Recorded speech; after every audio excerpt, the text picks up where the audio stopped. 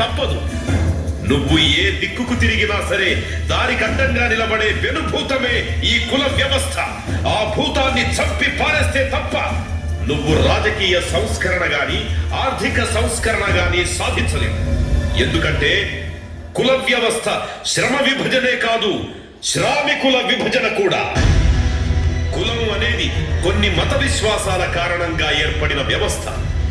మరి దానిని నిర్మూలించాలంటే శాస్త్రాలను పురాణాలను అధికార చట్టం ద్వారా రద్దు చెయ్యాలి. మత ఆచారత్వాన్ని రద్దు చెయ్యాలి. ఏ కులపోడైనా మతాచార్యుడయ్యే అవకాశం ఉండాలి. అందుకు గవర్నమెంటే పర్మిట్లు ఇవ్వాలి. వారు ప్రభుత్వానికి విధేయుడై ఉండాలి. ప్రభుత్వం ప్రజలకు విధేయంగా ఉండాలి. కులాన్ని నిర్మూలించడం అంటే భౌతికపరమైన అడ్డంకిని తొలగించడం కాదు, మన భావాల్లో మార్పులు సాధించడం. కుల నిర్మూలనకు వర్ణాంతర వివాహాలు ఒక పద్ధతి.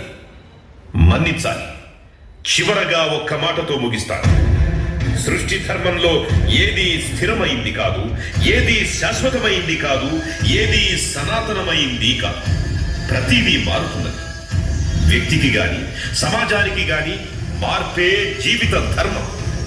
ఓ మనువాదులారా, ఇది మీ చెవికెక్కుతుందా? ఎక్కదని నాకు తెలుసు. మీతో పోరాడి పోరాడి అలసిపోయి చివరకు నేనే బౌద్ధ మతంలో చేరాను. నాతో పాటు లక్షల మంది చేరారు. స్వాతంత్ర్యం వచ్చి ఎన్నో దశాబ్దాలు గడిచిపోయాయి. కుల దోపిడీ రూపం మారిందే తప్ప ఆ దోపిడీ ఇంకా కొనసాగుతూనే ఉంది. అందుకే ఈ 4 మాటలు. ఆగండి, నా వేదన ఇంకా పూర్తి కాలేదు.